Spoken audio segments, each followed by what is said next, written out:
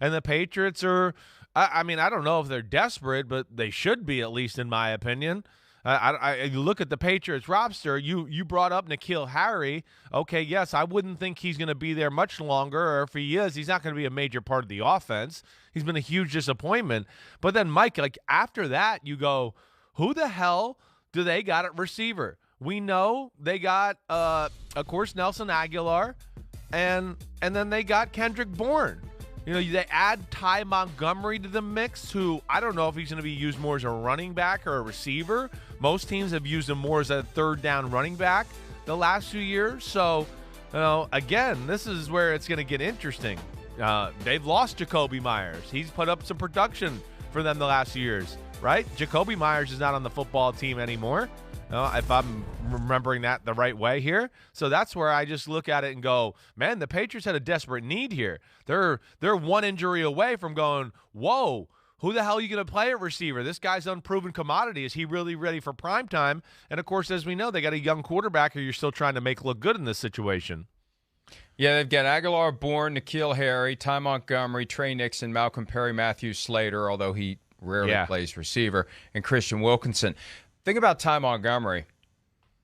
That really does fit with something we know the Patriots like to do, which is get your personnel on the field and move guys around, slip into no huddle, and put the defense in a bind. They used to do that when they had the late Aaron Hernandez on the team. He could play any position that they wanted to put him in, and maybe Ty Montgomery does that. That's why I'm surprised Cordell Patterson didn't last longer in New England, because he was able to do that. But they like having guys like that where they can slide into no huddle if they choose to do so. But you're right, they needed help at the position, and you can still roll the dice in the draft. But look, they did with N'Keal Harry. We've criticized the Cowboys for sending their first-round pick in 2019 to get Amari Cooper, because they paid Cooper $53.9 million over 3 years when they would have paid less than $12 million on a 4-year contract for somebody that would have taken with the 27th overall pick in the draft in 2019. And we've rattled off the names of the guys they could have had: DK Metcalf, Deebo Samuel, A.J. Brown. However, they also could have had N'Keal Harry, because that's who the Patriots took with Deebo Samuel, A.J. Brown, and DK Metcalf on the board. So I no longer trust, if I ever did, the ability of the Patriots to draft receivers. For as great as the Steelers are at finding receivers, isn't it amazing that is the glaring Achilles heel of Bill Belichick and his group? I mean, they took Chad Jackson, who was a disaster in the second round, like in 2008 or 2009. They have been abysmal when it comes to drafting receivers. Yeah, they were abysmal even the years I was there with some of the guys drafted, even mid-round picks. They are, Mike, one where you have said it, and this is, to me, like, you know, epitomizes exactly what – this is one where, for whatever reason, New England, Belichick, they're not great at evaluating or translating, what this guy is in college, this is what he can be in the NFL. They're very good at, we've seen you in the NFL, and now we think we can make you work up here, whether it's Wes Welker or other guys like that, Randy Moss, blah, blah, blah. Yes, that works, but I know, Mike, it is pretty shocking as far as that position's concerned. It is not a great, track history as far as what they've done there for guys that can really help their team out, especially, I think, if we're thinking top half of the draft type guys, top 2-3 rounds of the draft. A point we've made in the past, is it an issue of drafting the wrong guys, or is it a failure to develop them? And does it boil down to simple Belichickian impatience? Get that son of a bleep off the field. He doesn't, let him play again when he figures out how to tie his damn shoelaces. That kind of thing. Let's get a veteran out here who knows what we're doing and what we look for, so we can practice these reps, so we can get through this day, so we can develop our defense too, instead of having some guy with his head up his butt out here who doesn't know what he's doing. It could be that simple, that he just has no patience for a younger guy. Kind of like John Gruden wouldn't have patience for a young quarterback. Maybe Bill Belichick doesn't have patience for young receivers, and they never develop. He never gives them that chance to learn. I don't know. I'm spitballing. No, here, I don't think it can't just be they're picking the wrong card every time. It's got to be something more than we got the wrong guy. It's got to be at some level we're not doing enough to turn that guy into the player that he could be. I think there's some truth there to that, Mike. Legitimately. First thing, let me just say this: Jacoby Myers is there. He was a restricted free agent. That's why I couldn't figure it out in my head. Not on the roster yet, but he's still there. I remember I was like, wait, something went down. Okay, so yes, there is that. But then, to your point, Mike, I think that's a very real thing up there in New England.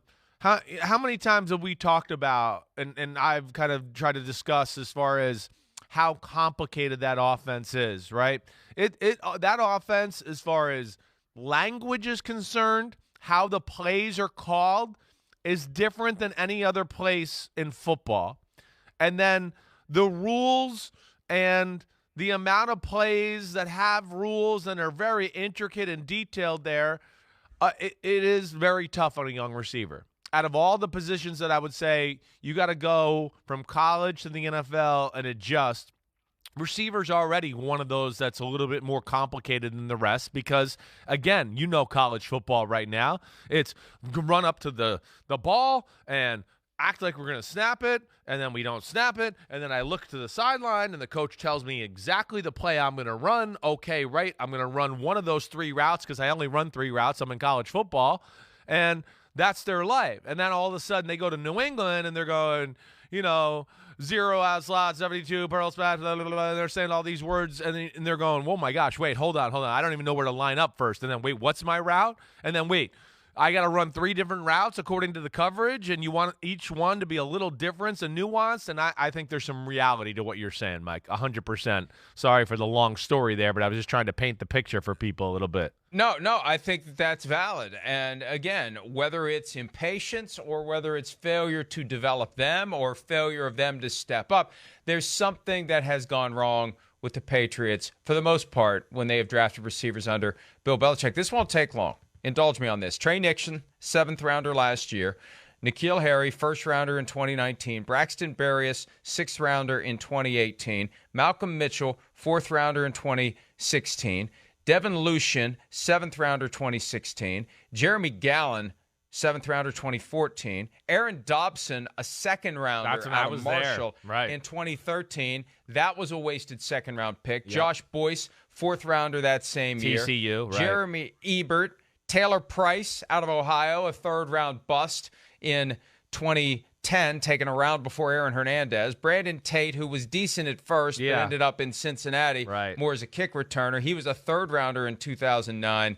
Then Julian Edelman, well, there is an exception. There it is, right. There is one. Right. 7th rounder in 2009. Matthew Slater, again, he's not really a receiver, so he doesn't count. He was a 5th rounder. Chad Jackson was all the way back in 2006. I said 2008 or 2009. He was a 2nd rounder in 2006. And PK Sam, Bethel Johnson, Deion Branch, 2nd rounder in 2002. So there you go. Of the Bill Belichick experience. So they got 2 Super Bowl MVPs. I guess if you look at it that way, it's glass half full. Hey, man, I've drafted 2 receivers who became Super Bowl MVPs in the last 20 years. Who else can say that? Well, that's fine. But the rest of the work, not exactly Super Bowl MVPs. No, not. I mean, really, and what's amazing is the majority of the names there, you go, they never even got on the NFL radar. Forget about, we're a little bit disappointing or didn't work out in the NFL. It's like, no, we've never heard of those people. They never got on the scene. There was never a moment or a game where we go, oh, I remember that guy. I mean, that's where it's crazy. And then, even with an Edelman, it took a few years, right? He was not exactly like a guy that was just plug and play. He was special teams, sat behind Wes Welker, learned how to play football like him, and they developed him that way. So there was a little time to let him learn the offense and not have to put him out there and perform right away because he was a 7th round pick. That worked in their favor that way. But, man, Deion Branch, he was a good one. That worked out. But other than that, it's slim pickings there in New England as far as the draft is concerned. That's for sure. They should just no longer draft receivers and acquire them this way. Let someone else develop them and pick them, and then you go out and cherry pick them either as free agents or in a trade when someone ends up with a glut of wideouts, which is exactly what happened to the Miami Dolphins. Hi, I'm Mike Tirico, and thanks for watching. Make sure to hit subscribe for the latest news and highlights from NBC Sports.